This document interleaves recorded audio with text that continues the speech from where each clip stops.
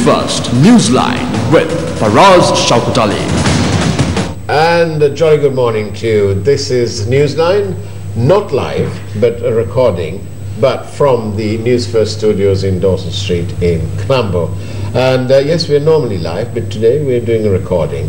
And of course, it is a happy Children's Day. It's Children's Day today. And so we are marking that with the presence in our studio of the representative of UNICEF, Tim Sutton. Very good morning to you, Tim. Good morning for us. And thank you very much for being on Newsline. Is it World Children's Day or National World Children's Day. It's a big day. It's an important day. Wonderful. Yeah. And what do you? How do we mark it? What are you doing? Well, I think the theme of World Children's Day this year in Sri Lanka is all about ending violence against children, with a particular focus on ending violence in schools. Right. This is a big issue. UNICEF released a report quite recently which said half of the world's teens experience peer violence in and around school. And in Sri Lanka, that is the situation here as well. We have a terrible situation for many of our young people. 44% of 13 to 17-year-olds in Sri Lanka have reported that they have been involved in a physical fight in and around their school in the last 12 months. Nearly 40% of 13 to 15-year-olds say they have experienced bullying from peers within the last 30 days before the survey was administered. Mm-hmm. This is terrible, and we know we can stop this, but we need to take action. And what are the steps? How does one begin to? What does one do to take steps? What does one do? Well, I think one of the key things we need is leadership on this. There needs to be a clear statement that this cannot stand in Sri Lanka. So while a circular was issued in 2005 saying corporal punishment in schools was not allowed, that circular is there. We know corporal punishment is still being used in schools. We really need a law that prohibits corporal punishment and violence against children to be enacted. And corporal punishment is also part of the violence against children. Yeah, corporal punishment in schools is and we're highlighting this because it's a really insidious thing. Violence in schools disrupts, negates learning, has an impact on children's ability to learn. It actually has a physical impact on the brain. Witnessing or experiencing violence, and this means that children don't perform as well as they should. Some children drop out from school, and when Sri Lanka is really trying to focus on its economic and social development and become a financial centre in the Indian Ocean and become a upper middle income country or even high income country in the next 15 or so years, we really can't afford to be taking this, administering this cost, if you like, against our children. Worldwide, violence against children, violence in schools, costs the world economy $7 trillion a year. How do you make that calculation? What's the basis of that? Greater minds than I, but it's calculated on the health costs in terms of what it costs to treat violence. It's in terms of lost earnings, it's in terms of lost IQ points, and worldwide that comes to an astonishing amount of lost potential. And in Sri Lanka, how's in the past we had child labour was an issue. Is it still an issue? Child labour is still an issue, but Sri Lanka is doing many good things, and extending the time that children need to be in schools and keeping children in schools as long as possible is the best vaccination, if you like, for child labour. But still, the vulnerable in our society are still subject to exploitative forms of child labour.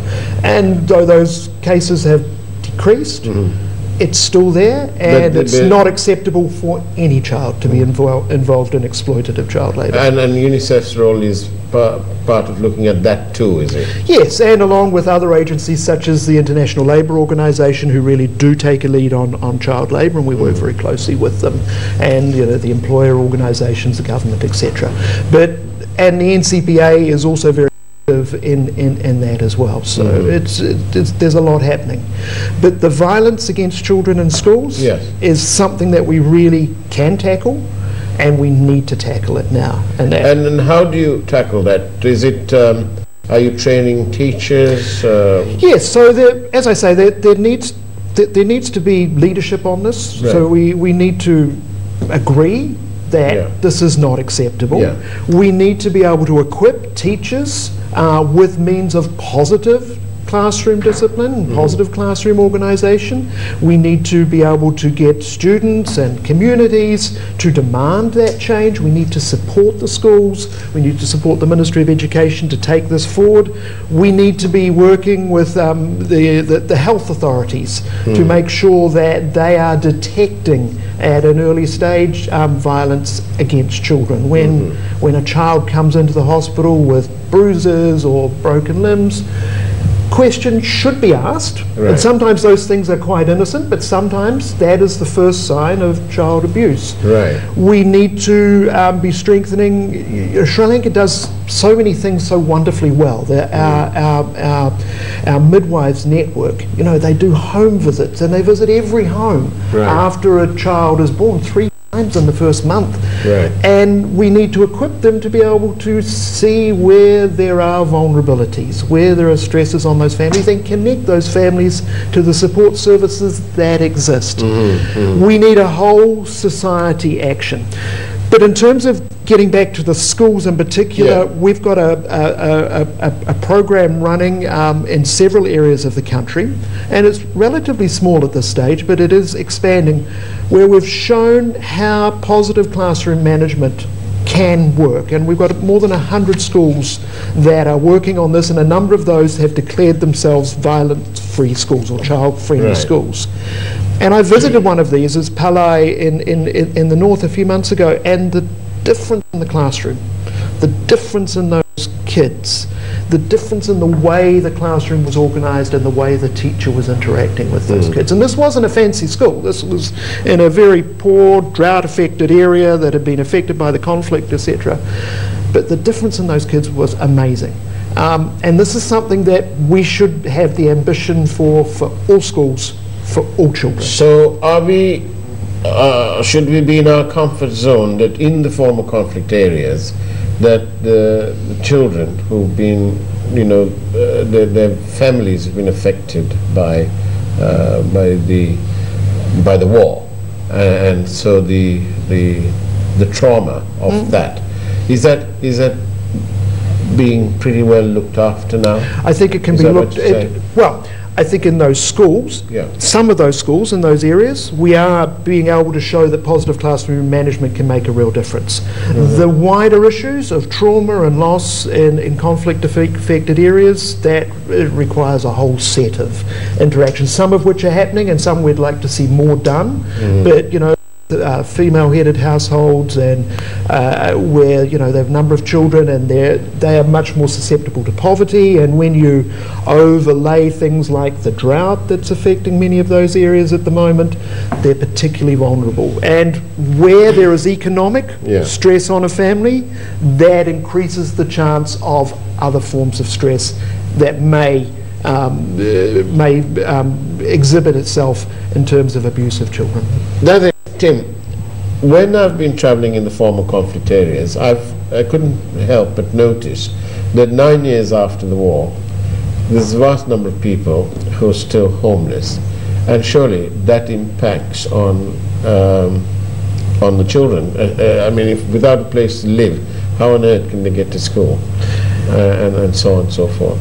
Absolutely. Housing is critically important. We've been, as UNICEF and as part of the UN, working with partners on the resettlement process. How frustrating is it for you, the UNICEF, when you know that housing is one of these, the bare essential, the first step, if you like, and you see all these people without that, and then how frustrating is it to see 9 years later this government is still to deliver homes to these people? Look, I'm an optimist.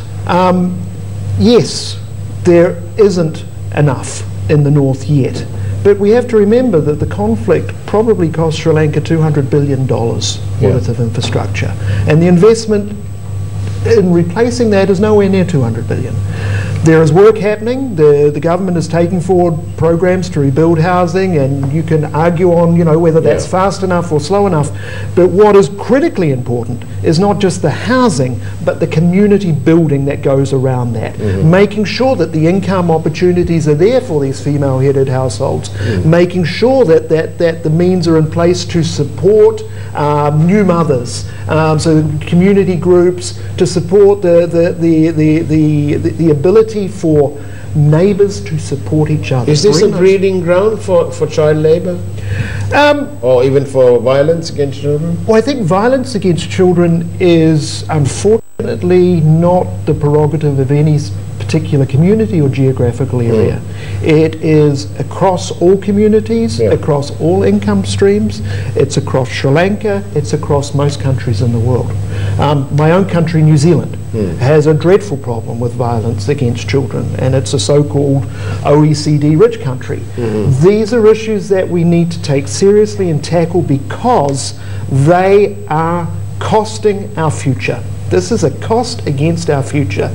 And for a country like Sri Lanka that really is ambitious and does want to move up the income scale, if you like, and provide a better standard of living for everyone, these things need to be tackled if we're going to do that.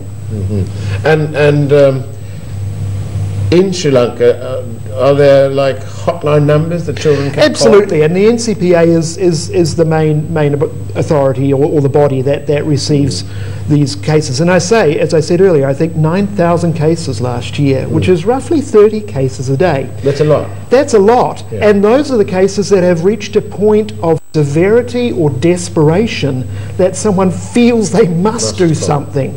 This is, there are many more cases. This is the tip of the iceberg. Problem for us. And does our judicial system provide for that special care when dealing with children? There's a real willingness in the Ministry of Justice and the Attorney General's office to move forward faster with reforms to better provide access to children who come in contact with the law or with the justice system. They're working on things like mediation and diversion, etc. And the Attorney General's office, at the start of this year, I think they had 15,000 cases of child abuse sitting in their office, and they're working really hard to clear that backlog. We've provided a number of extra support staff and computerization, etc., to help them start to work on clearing that backlog of cases. And we know that's working. Between February and June, we cleared more than 1,300 of those cases in a relatively short time. Most went to the High Court, a few were referred back to the Magistrates Court, and a small number were dismissed. So there is the willingness to move on this. They need more resources, and we're talking with other development partners to say, look, this is an area where the justice system is calling out for support to reform. And no one can argue about reforming the justice system to better support children. It's a great entry point, and so we're trying to enthuse and get the support of others, because we really can make a difference. And we've already, in the last few months, made a difference in the lives of nearly 1,400 kids who have had their cases resolved or moved forward. Some of those cases are taking up to 10 years to resolve, which is not justice for children. Jim, how long have you been in Sri Lanka? I've been here for nearly 2 years. Right, you couldn't then help but notice that there was something called a bond scam here, and all sorts of allegations that the public's monies have been squandered or stolen or whatever. My point is this: does the Sri Lankan government have enough funds to fund this very much needed activity to protect our children? I think that it's a question of prioritization. And I know that and I've spoken with the Minister of Finance and others, and they are very keen to prioritise investments for children. And I think quite recently the Minister of Finance said that the budget provisions for health and education would be protected in the next budget. So does the government of Sri Lanka have enough money? Yeah. Clearly not.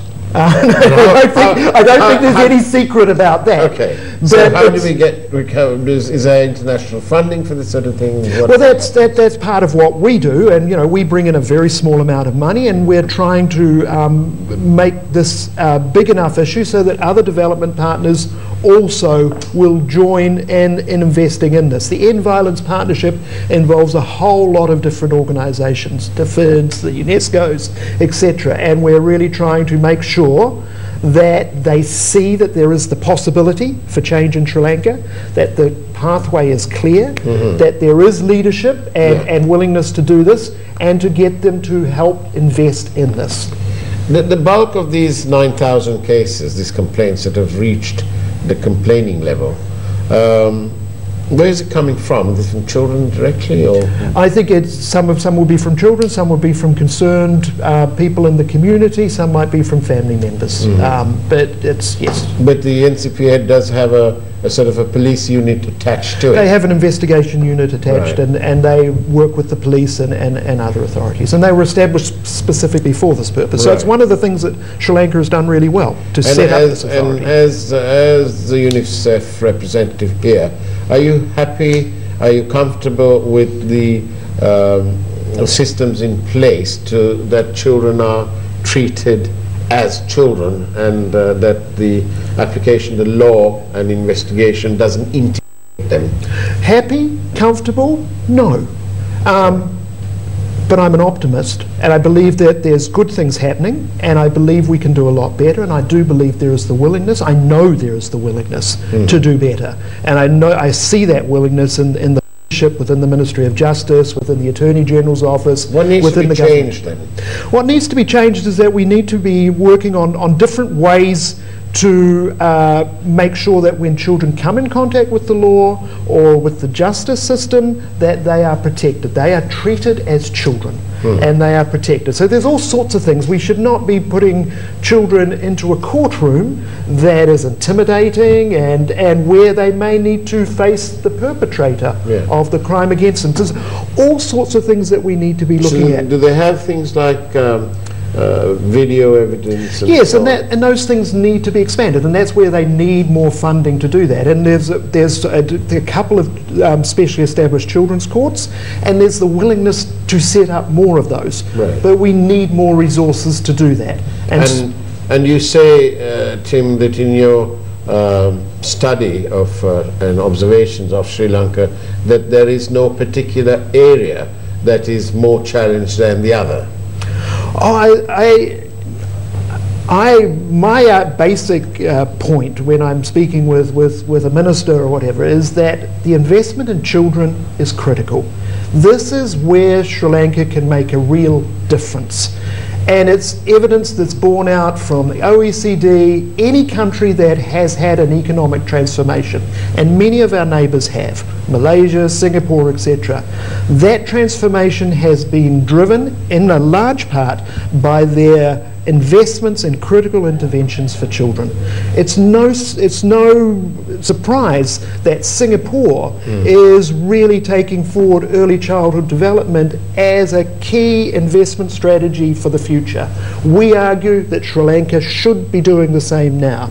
And one of the arguments is that the return on investment when you invest in early childhood education is a lot higher over the lifetime of the child than investments later on.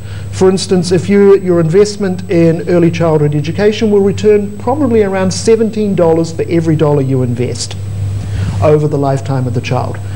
By the time you're investing in that child at senior high school or university, that return is down to $5 or $6. Right. So, and the investments in early childhood are much smaller. So this is something that we should, as a country, be prioritising. And those investments in early childhood do a lot to help us prevent violence against children. They're critical. Now then, Tim, I think we've got 5 minutes left. How do we put an end to this problem? How do we put an end? Violence against children. Well, I think, there are a few things that we need to do. First, we need to implement the policies and the laws and make sure those stick. So we don't just enact the law, we need to make sure that those laws are enforced. First thing, we need to strengthen the safety measures in schools. That's critical. Children should be able to feel safe in the schools, they should have means to be able to report bullying, etc., and they should have the confidence that that is going to be dealt with. We need to encourage students and communities to really challenge the culture of violence that this report and these studies show that we have in Sri Lanka. We need to mobilise more resources and invest those more effectively, and we need to really generate evidence about what works and share that so that we can move this issue forward. And that comes back to the story that I was talking about, those 100 schools and the Palai school that I visited. We can transform classrooms. It's not that hard to do it. It's an achievable thing. It's an achievable thing. We must do this. And what about the corporate world in Sri Lanka? And I think the corporate world, we need to. Government can't do everything alone. As you've already pointed out, the government doesn't have enough money. We need to engage the whole of society in this. Corporates can play a part, civil society can play a part, community leaders. And it's a nice CSR project. Absolutely. I mean, and there are ways to support. I mean, people can support. UNICEF is engaged in this, and if people want to support UNICEF, they can visit our site, Newsfirst.lk, or even go to a pay and go terminal and donate money that will be used to help end violence against children and end violence in schools. Tim, on behalf of our network, thank you for coming on our show. And also, I'd like to extend an invitation to you, if you haven't already been, but to accompany Team News First on one of our Gammadda programs, where we go from village to village, and we try and identify the problems faced and then try and fix those problems. Do come and join us. I should very much like to. Thank you very much. We'll tell our Gammadda secretary to be in touch with you. Excellent. Thank you very much. Thank you again, and let's not underestimate the issue of violence against children. There's a commitment, as Tim Sutton says, and it's all a question of implementing and putting that commitment into action. Tim Sutton, thank you very much. Thank you very much. Thank you. And that's the way it was on Newsline this morning. Take care and God bless.